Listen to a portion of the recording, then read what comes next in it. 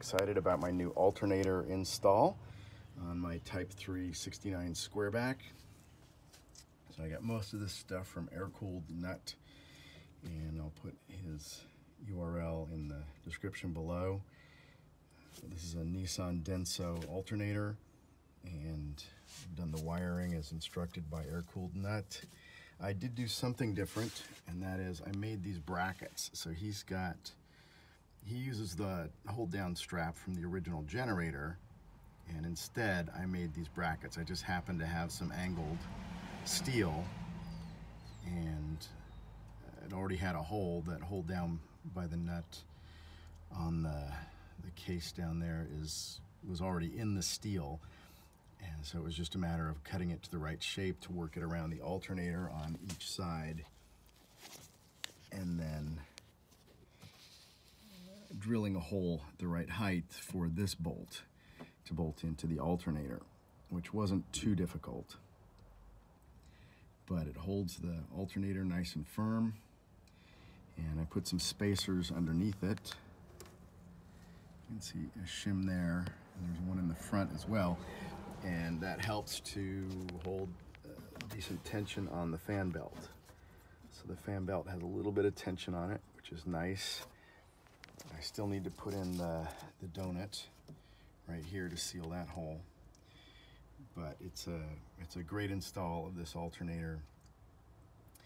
And many thanks to aircoolednut for the step-by-step instructions on this on his website, and I'll show you a little more of what I did. If you're anything like me, when you have a hole like this that goes down into any part of your motor, one of two things happens. As soon as you uncover it, you either put a piece of paper towel in the hole so nothing falls in there, or you end up dropping a nut or a washer or a socket down in there, and then you're stuck taking the whole thing apart. So what I did is I took a piece of aluminum flashing and drilled a bunch of holes in it, and that's going to sit in there so that nothing can fall in there underneath the alternator.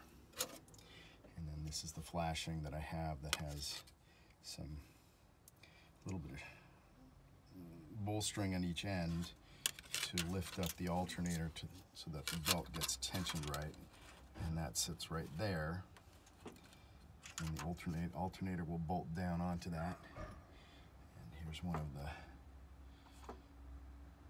homemade mounts that I made. This one goes on this side right there, and the other one is, oh, actually it goes to the other side because this one is still attached to the alternator. So when I do the install, this one stays attached, and you hook this through the hole up underneath the belt, and then you attach the other one. And this one has some washers and nuts for spacing because of where the difference between where that mount bolt is and where this flange on the alternator is. All right, so now I'm installing it for the first time with the donut to try to seal that hole so that we don't lose our cooling air too much. Some of it is going to go through the alternator, which is what it's supposed to do. I found that this bracket right here should stay attached to the alternator, and then attach it to the cooling fan housing. This bracket has to go in after. So what happens is you install the generator in through the hole, hook the belt, you got to put the donut in, and then you hook the belt, and then you tilt it back up, and then install this bracket with the spacers. You got to put a wrench on that bolt and another wrench on this nut, and then you get it down in there. And now I can adjust the distance here in or out in order to get this lined up perfectly with the belt by where it sits on that hole and that hole. And so that's what I'm going to do now. All right, now with these bolts all tightened up, I just pulled a little sideways on this and pushed forward while tightening that nut up, and I think that belt is pretty well aligned, and the tension on the belt's really nice.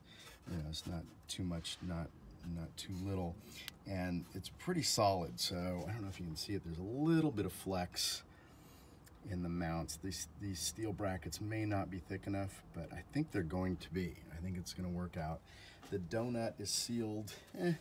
It's sealed okay. You can push it down in a little bit more, I guess. And when I put the cap on, and you can see it's going to vent through the alternator. This alternator didn't come with the pigtail, so it's kind of hard to see. Let's see if I can get it around here.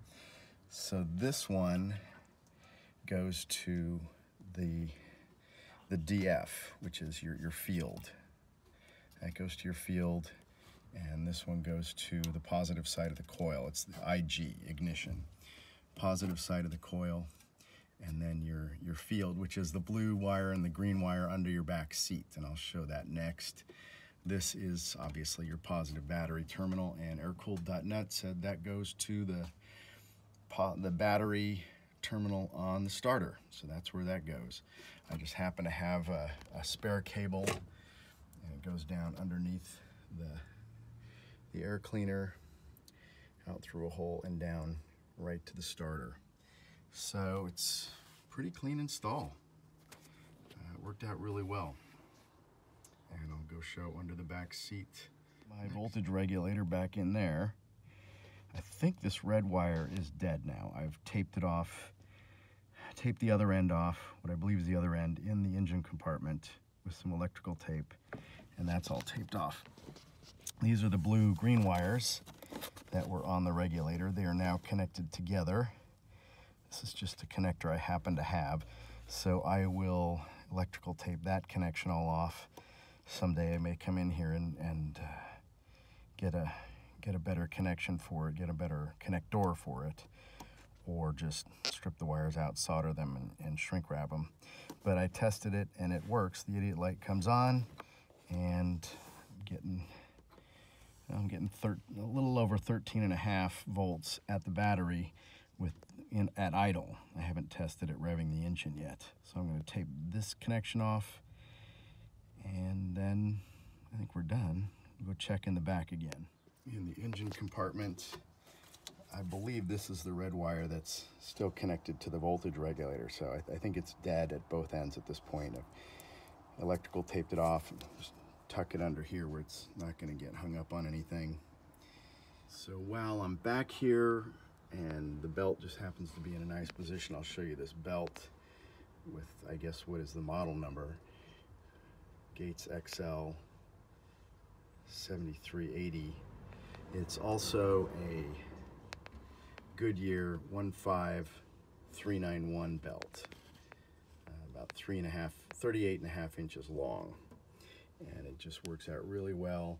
I guess a couple of reasons we're using this alternator is it's got the right pulley on it for a V belt, and of course it's small. I'm gonna put some insulation on that, but that's why we use this alternator. You don't have to deal with the pulley. It's got the right pulley on it, and it's small enough to fit underneath the engine compartment lid. This is an insulator that I put on over the, nice better light, over the battery terminal, because this is hot right now. That's got 12 volts basically going straight to the battery, and the air-cooled nut says to get a piece of fuel hose and put it over this and zip tie it at both ends. But what this is a used piece of bicycle inner tube. Once it gets to the point where you don't want to patch it anymore, most people just throw them away. I keep at least one around to cut up to do stuff like this, because it's really easy to just fold this flat back, and then now you have easy access to connect and disconnect your terminal there, and then you can just fold it there, and it's zip tied in place. It's not going to move, and it's not going to come into contact with the underside of your engine compartment lid. So there's that. I use that on the battery, positive battery cable as well. Again, this goes to your field. The other one goes right over here to the positive side of the coil.